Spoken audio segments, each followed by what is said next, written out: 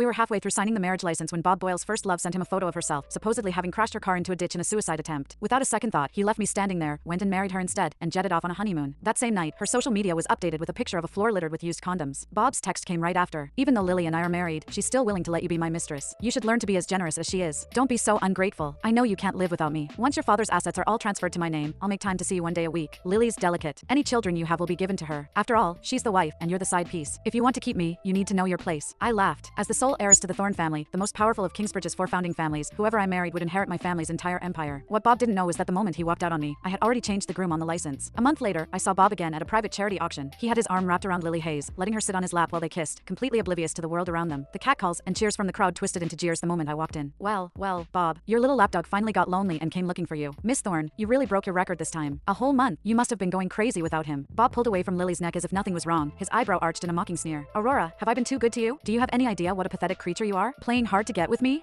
If you had any guts, you'd have stayed away. You can't even be a proper doormat. It's disgusting. In the 5 years I'd been with Bob, I'd seen that look, heard those words, countless times. Before, when my world revolved around him, being publicly shamed like that would have made my eyes burn with tears I wouldn't dare let fall. Later, I'd suffocate my sobs in my pillow, replaying my supposed mistakes, terrified he would grow to hate me. But now, I just calmly replied, I'm not here for you. Bob, clearly not expecting this, assumed I was still putting on an act. He kicked the chair in front of me aside. Addicted to the drama, are we? You can stand. Later, whatever Lily likes, you're going to bid on and win for her. If she's happy, I might consider forgiving you. Oh, Bob, Lily cooed, shrinking into his arms and pouting. I don't want anything bought with her dirty money. A spoiled princess like her only knows how to show off with her parents' cash. Who knows if that money is even clean? I want to buy my own things with my own hard work. Bob pinched her pouty cheek, his eyes full of doting affection. That's right. My Lily is strong and independent, nothing like this useless, spoiled brat who only knows how to live off her family. But she's desperate to buy me things, he continued, his voice loud enough for me to hear. You know how cheap she is. It pains her not to grovel and spend money on me. Just think of it as a charity case, a cure for her pathetic obsession. Lily giggled and reluctantly nodded. Then she looked up at me, her eyes filled with disdain. Miss Thorne, with all due respect, you're supposed to be a lady. Why do you cling to him like a leech? You should try being independent, like me. A woman can't rely on a man for everything. Otherwise, what's the difference between you and trash? I glanced down at the custom-made, $1,000,000 gown she was wearing and smiled faintly. The daughter of a housekeeper, lecturing me, the sole heiress to the richest man in Kingsbridge, on self-reliance. I walked to a quiet corner and took a seat. Bob frowned, a flicker of confusion in his eyes. He seemed to sense that something about me was different. Before he could process it, his friends started laughing again. Tisk, TSK, here we go again. Hiding in the corner to cry. Miss Thorne just can't live without our Bob. Hey, don't be so harsh. The Thornes are the richest family in Kingsbridge, and Aurora is their only daughter. I heard Mr. Thorne plans to announce her marriage to one of the other 3 families at her 25th birthday banquet. They say whoever marries her gets the entire Thorne empire. Someone nudged Bob, winking. Is there any question? It's obviously our Bob. Everyone in Kingsbridge knows Aurora Thorne is head over heels for him. If he told her to die, she'd race to do it. Look, he ignores her for 1 month, and she comes crawling right back. Bob pretended to be unfazed, but the slight upward tilt of his lips betrayed his smug satisfaction. He raised his voice deliberately. A woman who throws herself at you like this isn't worth one of Lily's toes. If she wasn't a fun toy to play with, I wouldn't even bother looking at her. She's so desperate for me to marry her, I can't even shake her off. It's getting annoying. He finished, then waited for me to break down and cry.